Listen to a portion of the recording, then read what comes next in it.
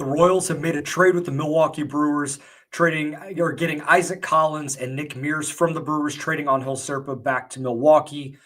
Hot stove's hot. Let's talk about it here live on One Royal Way.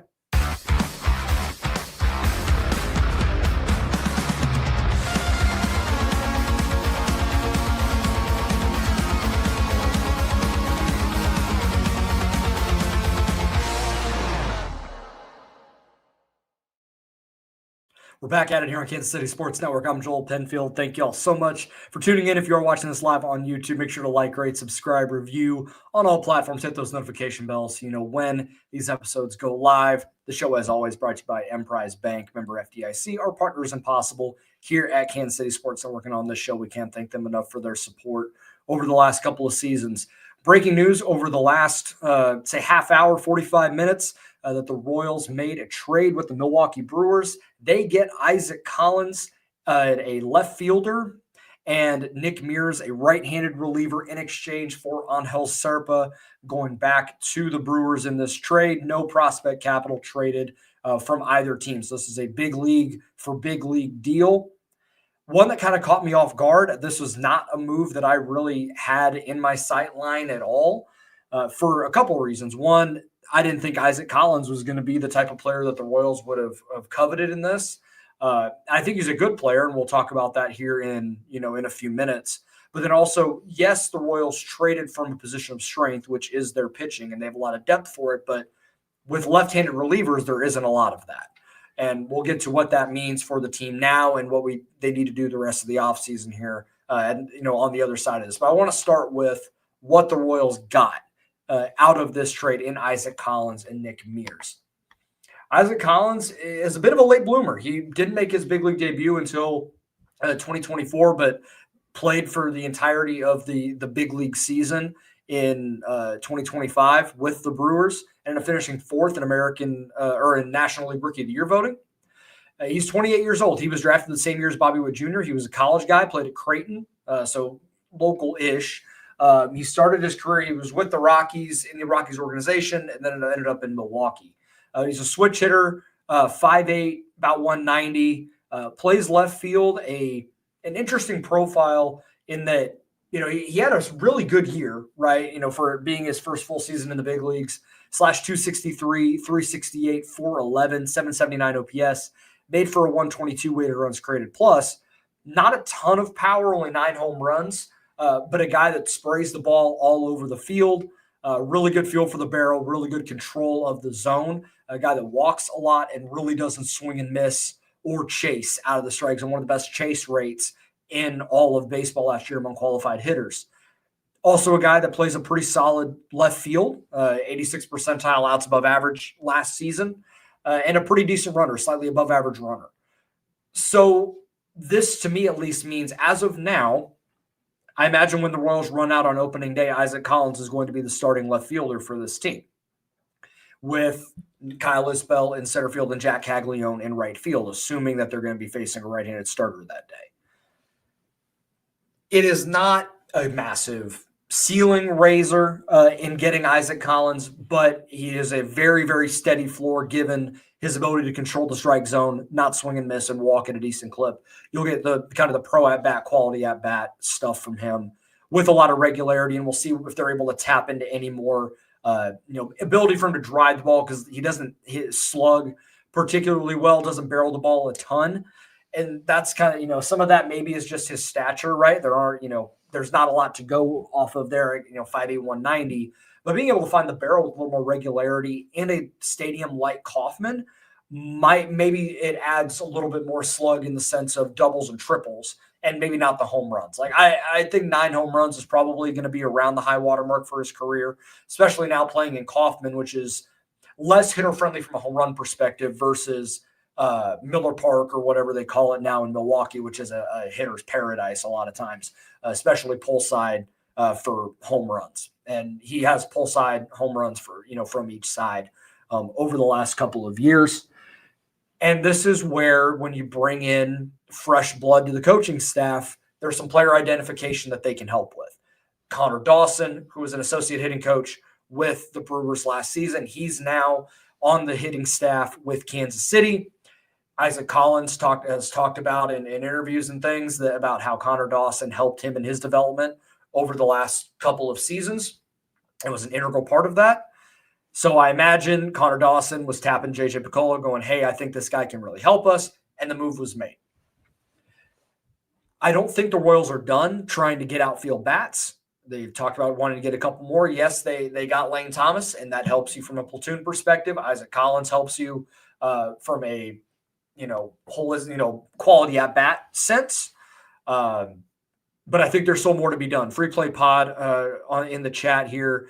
Still think we got another outfield move in us. Probably helps us with trade leverage. Probably need to acquire 2 left-handed relievers. I'll get to the left-handed reliever aspect kind of at the end when we talk about Zerpa leaving. Does Bubic go back to the pen if the trade value isn't there? That's a really good question. I don't think so, at least right now. I think they're going to allow him to start because he showed, like, as a starter, he can handle that, like being a starter. But you wonder about the injury stuff, and maybe it's just, hey, we need to win games, and the best place for you right now is the bullpen. We have Kolek, we have Berger, and go from there. But that is a really interesting point. I hadn't really considered the thought of Bubic going back to the bullpen. I don't think that happens. That may be a last resort sort of thing if they're not able to go and get the relievers that they want.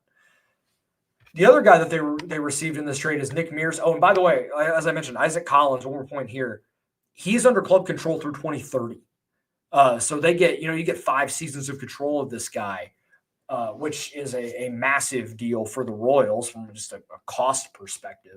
And Nick Mears, you get 2 years of him as a reliever, 29 years old, a right-handed reliever with some of the best chase numbers in all of baseball last year. Got 33.5% chase rate, doesn't walk a ton, and gets really solid extension.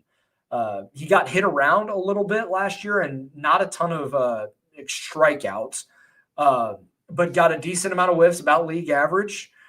Maybe there's going to be a little bit more that maybe Brian Sweeney can tap into with him to try and marry some of those chase numbers to then add on to the whiff and the strikeouts.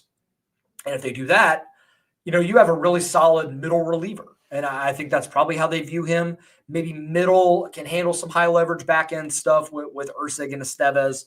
And if you're able to do that, it's just less innings, right, that you're having to rely on the same types of guys. And one thing that the Royals bullpen really struggled with last season, despite some of the velocity that they had back there, was not a lot of chase and a lot of swing and miss. And Mears provides some of that. It's not so reliant on ground balls and some batted ball luck like a John Schreiber, like an Angel Serpa was, like Carlos Estevez kind of was last season. Lucas Ursig was at times. He didn't quite have the same strikeout numbers that he did in 2024. But it's another guy again, and the Brewers are one of the best pitching dev organizations. The Royals are becoming that. And so for Nick Mears, I think this is a situation where he comes in, new organization, fresh voice, and even as great as the Brewers are at developing pitchers, maybe there's something Brian Sweeney can tap into, and McFerrin, the new associate pitching coach from the A's organization that came over, maybe they're able to figure something out with him there. I think this is a fantastic move for the Royals. It adds a lot of depth. It helps raise the floor a little bit from an offensive perspective as my son now joins. Hey, come on, man. I'm live here. Come on, please go back downstairs. Okay. Thank you, sir. Gosh. Lost my train of thought here, folks. I apologize. I didn't even hear him come in the door. Lee 87, I liked this trade when I posted it in Discord, and it only when it was only a position player, a pitcher who could get that last piece to be effective was nice. Yeah, this is the fact that you're able to get 2 big league ready guys for 1 reliever without having to give up any prospect capital. That tells me that the Royals are still not done. Like, this is a move with more coming. And I think it has to, because I think there's still some holes that this organization still has to figure out from a big league roster, like on the big league roster, trying to get a legitimate impact veteran bat that they still covet, either by free agent or trade, left-handed reliever, and maybe some more depth, on the bench, something along that line. But this is a really good move just in a vacuum to help the big league club right now. And if they aren't able to get anything else done, I think this at least raises the floor offensively, and it helps raise the floor of the bullpen. Getting another guy that can, with a pretty solid fastball, good breaking ball, is, I think a slider is a 105 stuff plus type pitch. And that's one thing that Brian Sweeney's very good at, is developing sliders. So I imagine there might be a little bit more in the tank there. But I like this a lot. The more that I think about it, the more that I dive in on this, gut reaction, this is a really good move for Kansas City. On the other side of this break here, really quick, we'll talk about Angel Zerpa's departure and then what's next, as I've kind of alluded to a little bit, with this. We'll talk about that right on the other side of this break. What's up, guys? It is Benny Heiss, KCSN betting analyst. And Missouri, your moment is finally here. DraftKings Sportsbook, America's top-rated sportsbook app, is now live right here in the state. So now you can make every game so much more exciting with same-game parlays, money lines, props, and more, all from your phone, and it's all safe, secure, and easy to use. And listen, we know fans in the state of Missouri know game day, whether it's the tailgates, the noise, the passion. And now with DraftKings Sportsbook, you can bring that same energy to every snap, every touchdown, and every win. Right now, new Missouri customers can bet just $5 and get $300 in bonus bets instantly. There's no waiting, no nonsense, just pure action powered by America's top-rated sportsbook app. So here's what you do. You download the DraftKings Sportsbook app. Use the code KCSN. Code KCSN. Remember, new Missouri customers bet $5 and get $300 in bonus bets instantly. That's code KCSN. The crown is yours in partnership with DraftKings Sportsbook. Remember, if you have a gambling problem, call 1-800-GAMBLER. 21 plus, physically present in Missouri. Eligibility and restrictions apply. Terms at DraftKings.com/sportsbook. Bonus bets expire 7 days after they're issued. For additional terms and responsible gaming resources, please see sportsbook.draftkings.com/promos. My name is Terrell Jolly. A lot of people call me TJ, founder and CEO of Integrity Capital Management. So Integrity Capital Management originally started out as a property management firm, but we slowly transitioned to what is described as an incremental development firm that's focused on situational housing. I know most people say affordable, but we believe in creating housing for people that are actually in need and built to the end user. I believe everyone needs a home, because when you have home, you have hope. The reality is that when you're building a business, one thing you don't think about is like what a true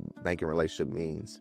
And, I had the honor and privilege of meeting Debbie early on in my career when I was just trying to get going. And as a small business, it's really challenging at times because people don't understand the concept or not believe the longevity because you're just getting started. But Debbie was willing to take a chance on me, be patient with me. I almost look at it like a grassroots initiative. She's seen and believe what I'm about.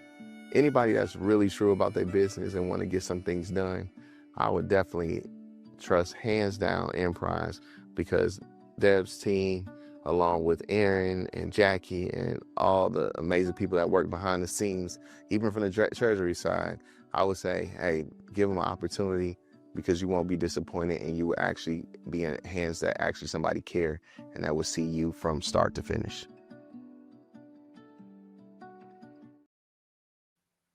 Sure, hit that like button and subscribe button, everybody. I appreciate those hanging out. Talking about the trade with the Milwaukee Brewers. Royals get Isaac Collins and Nick Mears. The Brewers get Angel Zerpa from Kansas City.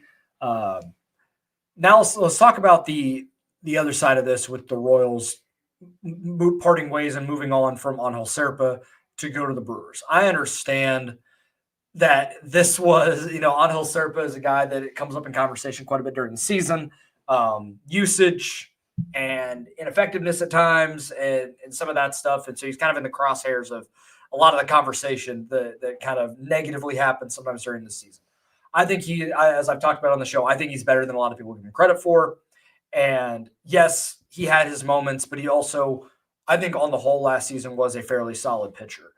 And he was basically the left-handed reliever that the Royals relied on for the entirety of the season. At first sign of trouble, left-handed batter coming up, they're going to Zerpa. Like that was the way it was all season.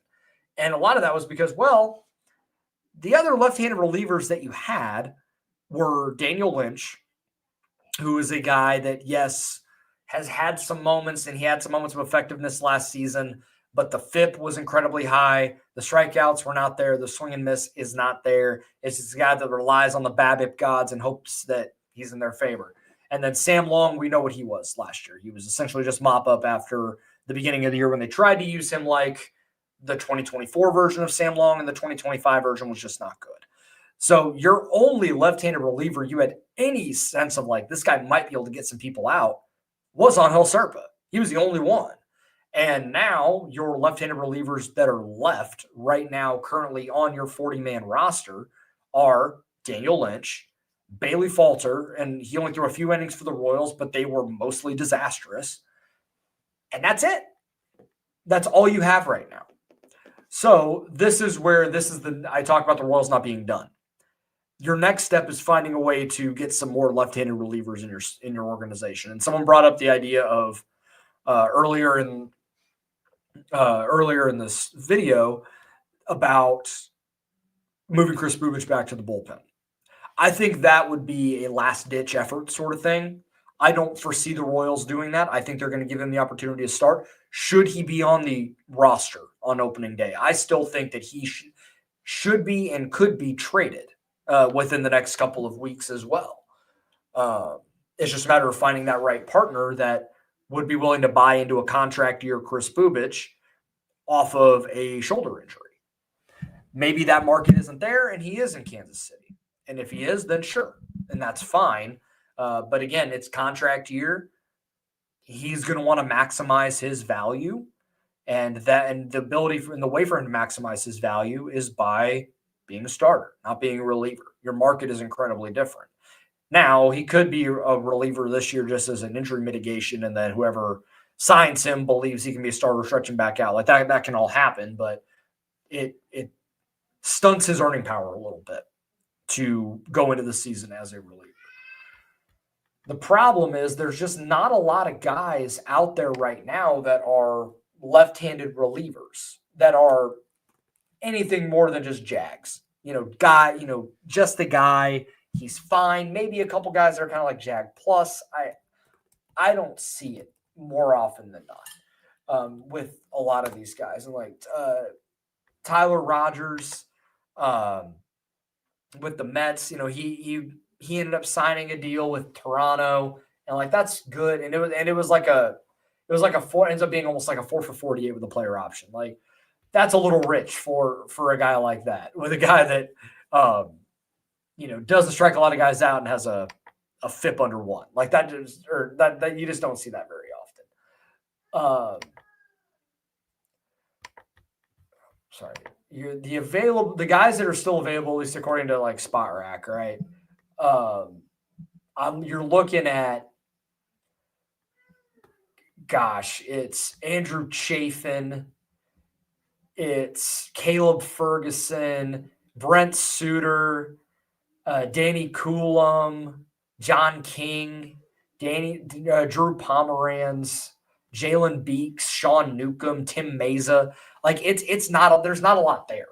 Joey Lucchesi.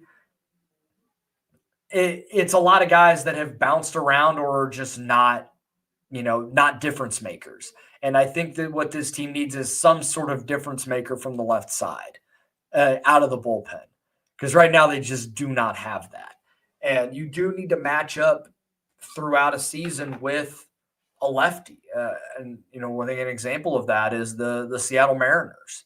You need multiple lefties you can throw at guys. And I think that part of the downfall of the Mariners in the championship series, the ALCS against the Blue Jays, was the only lefty that they really trusted was Gabe Spire. And yes, Gabe Spire had a great year and had a pretty solid series, but by that 4th, 5th game, all those left-handed hitters and all those Blue Jays hitters that had seen him, they started to whack him around because they had just seen, that's all they had seen was just the one guy, because Caleb Ferguson was a gas can for him and they didn't want to put him out there. So they just had the one guy. So are you going to heavily rely on Daniel Lynch? Are you going to expect him to level up this year after 4 years of him being fine? I would not want to bank on that. 4 or 5 years of that, I'm not going to bank on that. Maybe Bailey Falter figures it out and turns it around. The track record of his career says probably not. maybe it's a Pomeranz was great last year. Yeah, I mean, he's 37. He kind of had a little bit of a renaissance. I certainly think that's possible. And listen, like I talk about these guys and I understand, like, yeah, none of them are that awesome. I also trust Brian Sweeney, right? To maximize whatever that guy is and hope that you can figure it out. So we'll see what they end up doing. I'm still unsure. Though now the hilarious thing that they could do is actually going to get Foster Griffin, who pitched in the KBO. It had a pretty good run there. Who made his, he was drafted by Kansas City and then made one outing and then blew out his arm and then went to Japan or Korea and pitched for a number of years. Wouldn't be shocked if they ended up doing that. T-Bone, if you're just hopping in, the Royals got Isaac Collins, left fielder, and Nick Mears, a right-handed reliever from the Milwaukee Brewers. And they traded on Hel Serpa, as I'm sure you probably heard.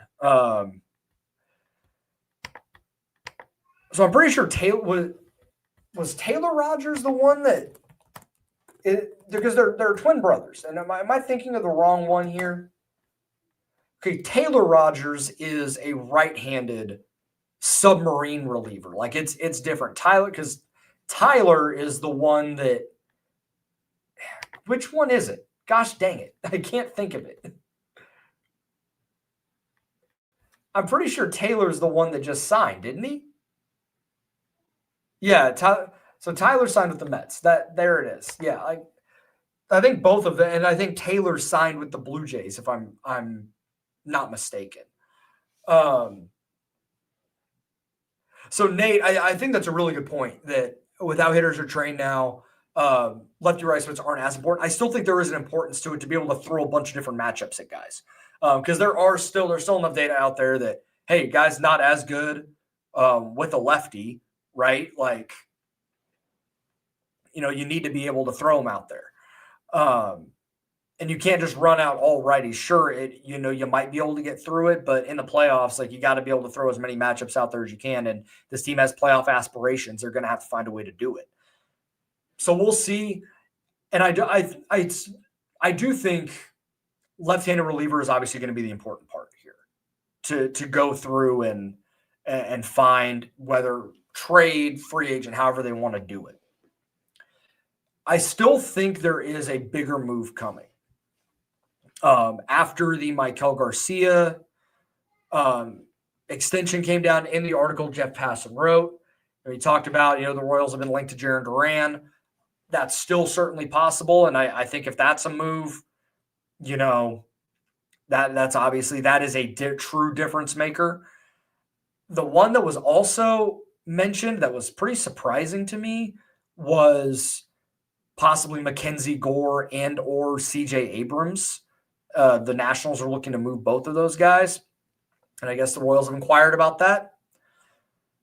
That would be amazing. And that would make me kind of irrational about what the 2026 Royals could be if you had CJ Abrams into this lineup and Mackenzie Gore to this rotation. That cost is going to be a lot. That would be very, very – that would be the type of trade that trade is going to hurt. Now, it's going to be great to get both of those guys into this organization, but that cost would be steep. That would be multiple top prospects. That'll probably be another big league ready guy or two on top of that. This may be where a three-teamer, is involved to try and mitigate some of that. But I'm curious what ends up happening next because I don't think they're done. This doesn't signal to me like, yep, we got everything we need. So there's still more to be done here. But it is exciting to see the Royals involved in a lot of this, getting Lane Thomas. And I know that none of the moves that they've made so far are like ceiling raisers, but it makes the team better. And that's ultimately what they need to do. Because I said it last season during the year, I said at the end of the year, I don't think this team is as far off as people want to make it seem. That like, oh my gosh, they have to go and do all of these things to try and get better for 26. Like, I don't think it's that. But I think getting better on the margins and then maybe making that big splash to kind of be like, hey, no, we're not messing around anymore. that could be what pushes them over the edge. Getting a Jaren Duran, getting a CJ Abrams, screw it, going and getting a Ketel Marte, whoever it is, and show that, hey, we're serious contenders in the American League, and we're not just here to be, the small market team that's happy to get into the playoffs. Like we're here to try and compete for a championship. And it is possible, and it is theirs. And I think this team has the talent to be able to try and get there. It's just a matter of 1 through 26 being that type of caliber team. And I think the Royals have gotten closer to that over the past few days by getting Lane Thomas, who can mash lefties in a great, in a solid role, locking down Michael Garcia at third base, and then, adding in Isaac Collins, a solid floor-raising type of bat, and Nick Mears, a type of impact right-handed reliever. It certainly helps. And to this most recent comment, Alan Zerber is a lot better than Royals fans say. I agree. He certainly had his moments where it was like, man, this Jazz is throwing BP, but he was a very good reliever, at least a solid big league reliever for his career. The 3 years that he was in there doing it. So we'll see, what he becomes. And I know that people are kind of shocked by it. Like, hey, but if there's one organization that you don't really question when it comes to pitching development, it is the Brewers. I wonder if they want to stretch you back out to be a starter. That would be kind of the angle that I think they're taking with this. Is you started before, the Royals made you a reliever, and now we're going to stretch you back out to be a starter. And I think I think he could be pretty good there. I liked him as a starter when he came up, so we'll see.